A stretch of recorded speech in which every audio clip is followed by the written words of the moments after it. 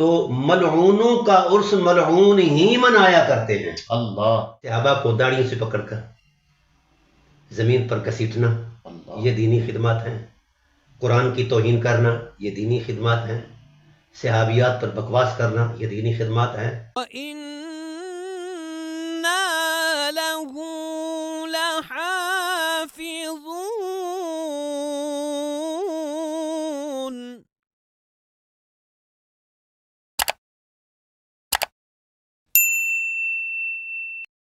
بسم اللہ الرحمن الرحیم. اللہم صلی علی سیدنا و مولانا محمد وعلی آل محمد وبارک وسلم وصلی علیہ.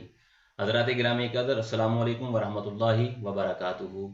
حضرات گرامی قدر آج ہم نے ایک حساس موضوع پر گفتگو کرنے کے لیے ہم نے دعوت گفتار دی ہے ملک پاکستان کے نامور اسکالر علامہ پروفیسر ڈاکٹر صداقت علی فریدی صاحب کو. سر السلام علیکم. سر یہ جو گزشتہ ہفتے یہ حویلیاں شریف میں ایک عرس منایا گیا مروان بن حکم کا، اس حوالے سے آپ کیا فرماتے ہیں؟ بسم اللہ الرحمن الرحیم. ڈاکٹر صاحب گزارش یہ ہے کہ آپ اپنی دلچسپیاں ہیں، مزاج یار میں جیسا پسند آئے. ٹھیک. جہاں تک مروان بن الحکم یا بنو امیہ کا معاملہ ہے ان کی ہسٹری ہے. اچھا. جی ہاں، یہ عبد الشمس سے لے کر آگے توڑ تک صحیح. یہ رسول اللہ صلی اللہ علیہ وآلہ وسلم اور آپ کے خاندان کے ہمیشہ دشمن رہے ہیں. ٹھیک ہے. اور ہوس اقتدار نے ان کو اندھا کیا ہوا تھا. تو مروان بن الحکم بھی اسی شطرنج کا ایک مورا تھا. صحیح. اور جو اس کا اپنا ذاتی تشخص ہے وہ ہم کسی تاریخی پس منظر کی بجائے ہم اس تشخص کو زبان رسالت سے پیش کر رہے ہیں. ٹھیک ہے. رسالت پناہ عالم صلی اللہ علیہ وآلہ وسلم نے اس پر اور اس کے باپ حکم پر نبوت کی زبان سے لعنت فرمائی ہے. ٹھیک. مروان بن الحکم کو ملعون کہنا واجب ایمانی ہے. ملعون کہنا واجب ایمانی، تو یہ عرس کروا رہے ہیں. یہ عرس کروا رہے ہیں. صحیح. اور عرس بھی وہ لوگ کروا رہے ہیں جو لوگ ویسے عرسوں کے مخالف ہیں. اچھا. جی ہاں، دیوبندی ہیں. میں نے دیکھا ان کا سارا مال مقام. یعنی آپ نے ویریفائی کیا ہے؟ ویریفائی کیا. میں حویلیاں جاتا ہوں، وہاں محدث حضاروی علیہ رحمہ کے عرس پر میں اکثر آتا جاتا رہتا ہوں. تو یہ وہاں سے ایک کتاب بھی لکھی گئی تھی. اچھا. اور اس کے رد میں میرے ایک بہت بڑے دوست نے، محقق ڈاکٹر اعجاز بشیر صاحب، مفتی صاحب ہیں، پیارے دوست ہیں. صحیح. انہوں نے اس کی کھال ادھیڑ دی ہے. اس کا جواب نہیں ان کے پاس بن پڑایا. دراصل چونکہ یہ مزاجن لوگ یہودی ہیں، عبد الشمس یعنی ان کا خمیر وہاں سے پیدا ہوا ہے. تو اس ہسٹری کی طرف کیا جانا ہے. یہ وہ شخص ہے جو رسالت پناہ عالم صلی اللہ علیہ وآلہ وسلم کے بذائے رحمت جناب حضرت زہرا پاک صلوات اللہ تعالی علیہا کو غلیظ گالیاں دیا کرتا تھا نبوت کے ممبر پر چڑھ کر. ٹھیک ہے.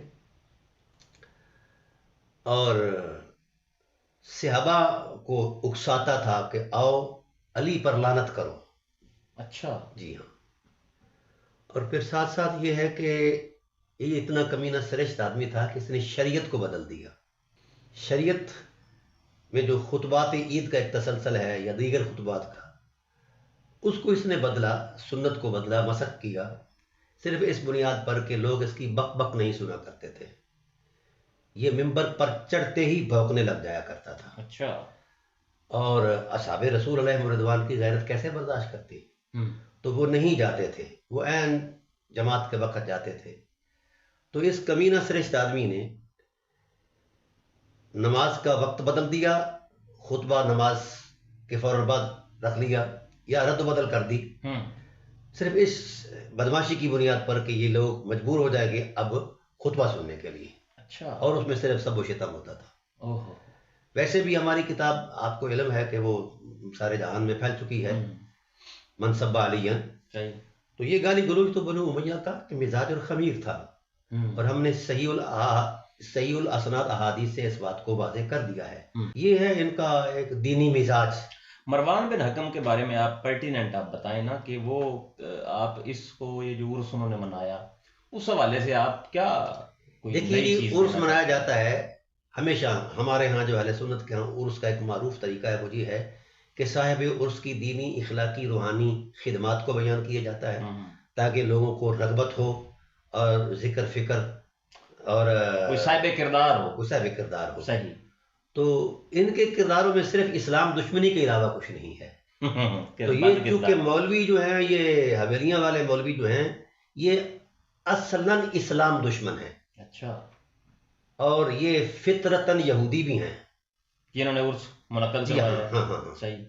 اب اگر ان کا وہ کرائے نا ڈی این اے تو یقیناً یہ ایسا ہی نکلے گا. اچھا. ہاں جی. تو اب میں ان سے سوال کرتا ہوں کہ مروان ملعون زبان نبوت کی کیا خدمات ہے دینی. صحابہ کو داڑیوں سے پکڑ کر زمین پر گھسیٹنا یہ دینی خدمات ہیں. قرآن کی توہین کرنا یہ دینی خدمات ہیں. صحابیات پر بکواس کرنا یہ دینی خدمات ہیں.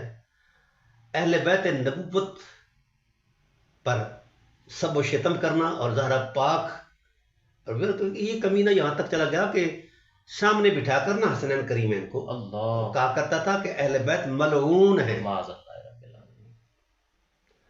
اب رسالت پناہ عالم صلی اللہ علیہ وسلم نے ایک جملہ بیان فرما دیا جو میرے اہل بیت سے قدغن رکھتا ہے حسد رکھتا ہے. اس کی 3 شخصیتیں ہیں. وہ حرامی بھی ہے اور حالت حیض میں پیدا کیا گیا ہے اور منافق ہے. پھر 10 شناختیں مزید بیان فرمائیں کہ وہ فطرتاً یہودی بھی ہے, وہ بے ایمان بھی ہے, وہ دجال بھی ہے, وہ جہنمی بھی ہے, وہ خنزیر سے بدتر بھی ہے. یہ مولوی اپنے مزاج میں, کیونکہ امام جعفر صادق علیہ السلام کا ایک قول ہے کہ جس دل میں ہماری مخالفت یا ہمارے مخالفوں کی محبت ہوگی تو کتے کی پلیدی اس کی پلیدی سے بہت چھوٹی ہے. اچھا. ہاں یہ خنزیر تباہ لوگ ہیں. اور یہ بات اگر میرا خیال ہوتا یا فرط جذبات ہوتے تو 100% غلط تھا. میں آپ کو فرمان رسالہ سناتا ہوں. آپ صلی اللہ علیہ وآلہ وسلم سے اصحاب رسول نے عرض کیا کہ جہاں پناہ عالم مشر یا رسول اللہ, شر کیا ہے؟ تو شر کا جو مبدا ہے وہ ابلیس ہے. صحیح. قرآن نے اس کے شر کے بارے میں کہا ان قید الشیطان کان ضعیفا, شر تو اس کا مگر کمزور ہے. صحیح. ٹھیک ہے نا.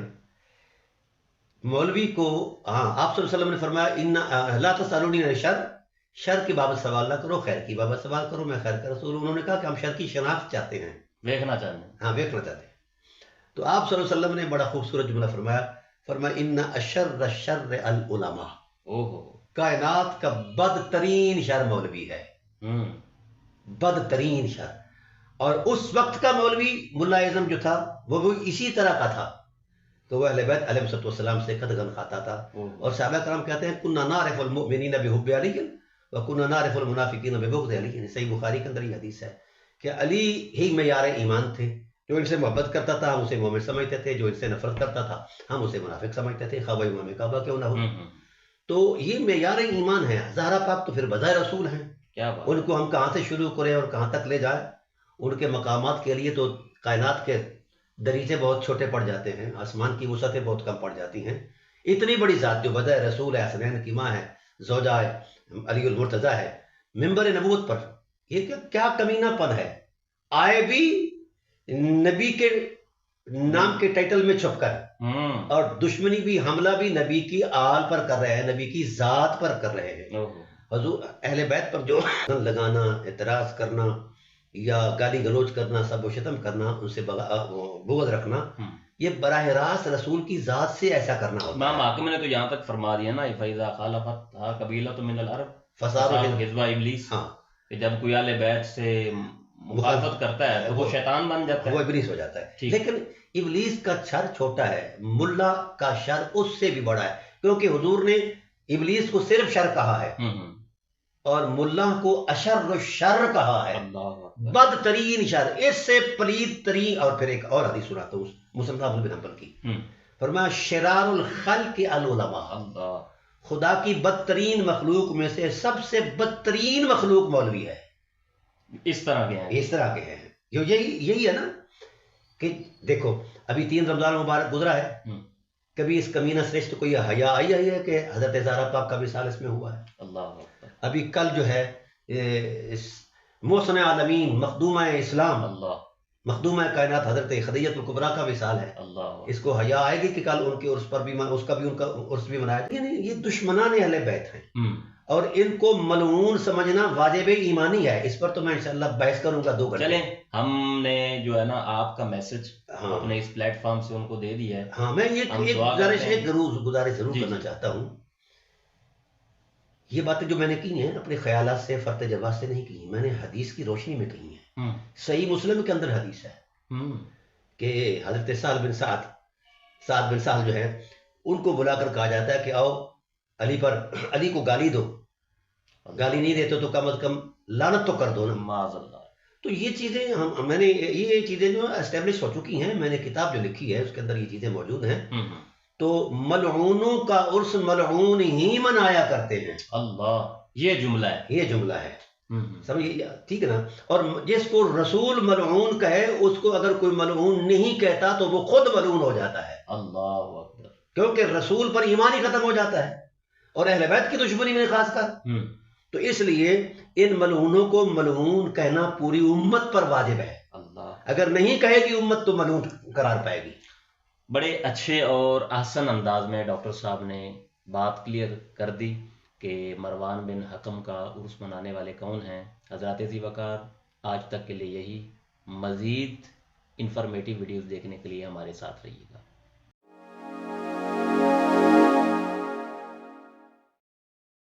Like, comment, and subscribe.